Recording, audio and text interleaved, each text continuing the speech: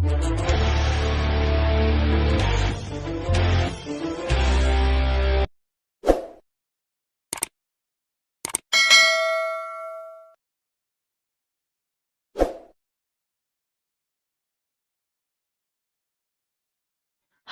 ಎಲ್ರಿಗೂ ನಮಸ್ಕಾರ. ನಾನು ಅನಿತಾ. ಬೆಲ್ಲದಿಂದ ಜಾಮೂನ್ ಮಾಡೋದು ನೋಡೋಣ. ಒಂದು ಪಾಕೆಟ್ 200 ಗ್ರಾಮ್ ಆಗುವಷ್ಟು ಜಾಮೂನ್ ಪೌಡರ್ ತಗೊಂಡಿದ್ದೀನಿ. MTR ಯಾವುದಾದ್ರೂ ತಗೋಬೋದು.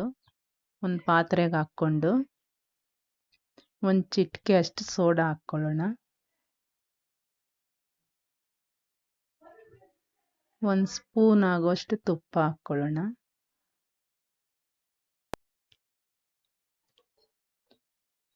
ಕಾಯಿಸಿ ತಣ್ಣಗಾಗಿರೋ ಅಂಥ ಹಾಲು ಹಾಕ್ಕೊಂಡು ಕಲಿಸ್ಕೋಬೇಕು. ನಿಧಾನಕ್ಕೆ ಹಗುರವಾಗಿ ಕಲಿಸ್ಕೋಬೇಕು. ಜಾಸ್ತಿ ಒತ್ತು ಕಲಿಸ್ಕೋಬಾರ್ದು. ಹಗುರವಾಗಿ ಕಲಿಸ್ಕೊಂಡ್ರೆ ಚೆನ್ನಾಗಿ ಬರುತ್ತೆ ಹಿಟ್ಟು. ಹಾಲು ಸ್ವಲ್ಪ ಸ್ವಲ್ಪನೇ ಹಾಕ್ಕೊಂಡು ಕಲಿಸ್ಕೋಬೇಕು. ತೆಳ್ಳಗಾದರೆ ಚೆನ್ನಾಗಿ ಬರಲ್ಲ. ಉಂಡೆ ಮಾಡೋ ಅದಕ್ಕೆ ಕಲಿಸ್ಕೋಬೇಕು. ಚಪಾತಿ ಹಿಟ್ಟಿಗಿಂತ ಸ್ವಲ್ಪ ಮೆತ್ತಗೆ ಕಲಿಸ್ಕೋಬೇಕು. ಹಗುರವಾಗಿ ಕಲಿಸ್ಕೊಂಡು ನಾದ್ಕೋಬೇಕು ಚೆನ್ನಾಗಿ. ನೀರು ಹಾಕ್ಕೊಂಡು ಕೂಡ ಕಲಿಸ್ಕೋಬೋದು. ಹಾಲು ಹಾಕ್ಕೊಂಡ್ರೆ ಟೇಸ್ಟ್ ಚೆನ್ನಾಗಿ ಬರುತ್ತೆ. ಕೈಗೆ ಅಂಟ್ಕೋಬಾರ್ದು ಅಂತ ಇನ್ನೊಂದು ಚೂರು ತುಪ್ಪ ಹಾಕ್ಕೊಂಡು ಚೆನ್ನಾಗಿ ನಾದ್ಕೊಂಡು ಕಲಿಸ್ಕೋಬೇಕು. ಹೀಗಾಗಿದೆ. ಪ್ಲೇಟ್ ಮುಚ್ಚಿಟ್ಕೊಂಡು ಒಂದು ಅರ್ಧ ಗಂಟೆ ಬಿಡಬೇಕು. ಈಗ ಬೆಲ್ಲದ ಪಾಕ ರೆಡಿ ಮಾಡ್ಕೊಳ್ಳೋಣ. ಯಾವ ಬಟ್ಲಲ್ಲಿ ಜಾಮೂನ್ ಪೌಡ್ರ್ ತಗೊಂಡಿದ್ವೋ ಅಷ್ಟೇ ಆಗೋಷ್ಟು ಬೆಲ್ಲ ಸೇರಿಸ್ಕೋಬೇಕು. ಮತ್ತು ಅದೇ ಬಟ್ಲಲ್ಲಿ ಒಂದು ಬಟ್ಲು ನೀರು, ಇನ್ನೊಂದು 1/4 ಭಾಗ ಹೆಚ್ಚಾಗಿ ಹಾಕ್ಕೋಬೇಕು. ಸ್ಟವ್ ಆನ್ ಮಾಡಿಕೊಂಡು ಕಡಿಮೆ ಉರಿ ಮಾಡಿಕೊಂಡು ಕಾಯಕ್ಕೆ ಇಟ್ಕೊಳ್ಳೋಣ. ಒಂದು 15 ನಿಮಿಷ ತಿರುಗಿಸ್ಕೊಂಡು ಚೆನ್ನಾಗಿ ಕಾಯಿಸ್ಕೋಬೇಕು.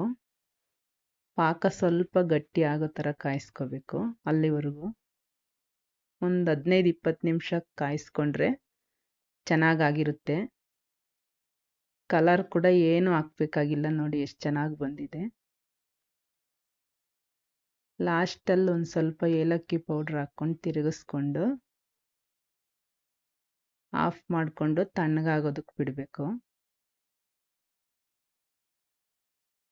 ಈಗ ಕಲಿಸ್ಕೊಂಡಿರೋ ಹಿಟ್ಟನ್ನ ಎಷ್ಟು ಬೇಕೋ ಅಷ್ಟು ತಗೊಂಡು ಸಣ್ಣ ಸಣ್ಣದಾಗಿ ಉಂಡೆ ಮಾಡ್ಕೋಬೇಕು. ಯಾವ ಸೈಜ್ ಬೇಕೋ ಆ ಸೈಜು. ನೋಡಿ ಎಷ್ಟು ಸ್ಮೂತಾಗಿ ಬಂದಿದೆ. ಇದೇ ಥರ ಎಲ್ಲ ಉಂಡೆ ಮಾಡ್ಕೋಬೇಕು.